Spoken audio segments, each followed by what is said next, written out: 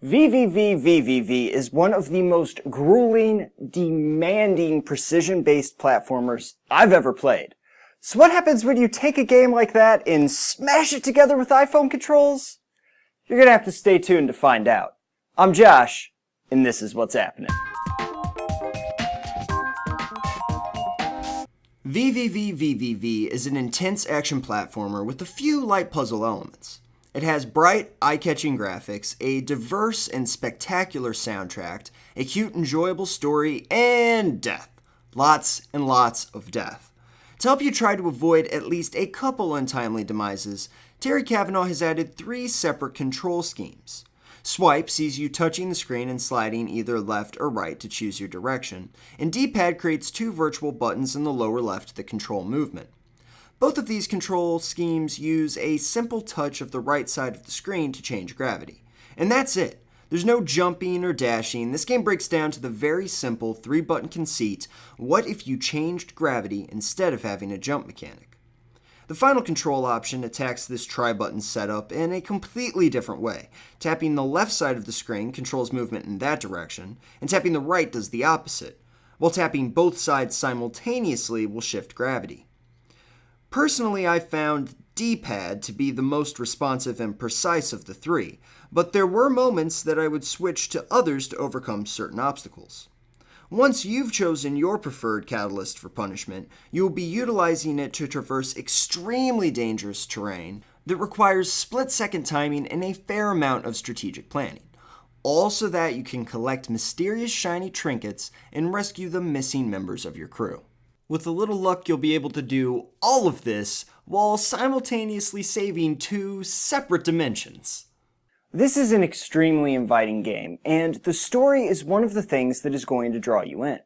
It's charming and adds a ton to the experience. You'll feel compelled to find all of the hidden story bits that are scattered throughout the world in the form of terminals. Now, these are never as difficult to get to as the shiny trinkets, but they do serve up an extra challenge and illustrate one of the game's greatest strengths: its staggering amount of content. I mean, V has it all. There's a jukebox that will unlock every song from the game's stupendous soundtrack. There is a sprawling open world map that allows the player to tackle the rescue missions in whatever order they choose.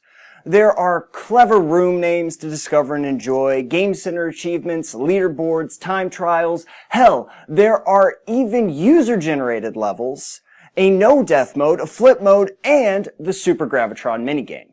Each of those last 4 have enough content to be games in their own right. In fact, Super Gravitron can be found in the App Store for free right now. But all of these elements can be found in any of the ports this game has seen since its original 2010 release. The elephant in the room is, how does all this goodness translate to the iPhone? Well, I'm happy to report that the answer is very well.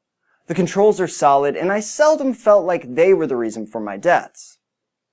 Now, there were a few times that I felt my thumbs were getting in the way, or that a button press simply didn't translate, but the same features that have always kept V from becoming frustrating shine through just as much here.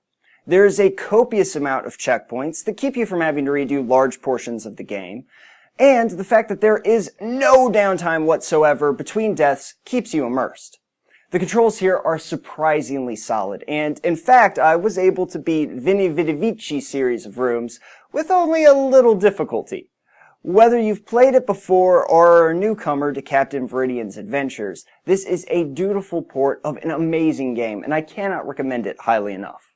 Thanks a lot for watching, everybody. I really do appreciate it. If you picked this game up for yourself, be sure to let me know down in the comments what you thought of it, as well as things that you think I might have missed in this review.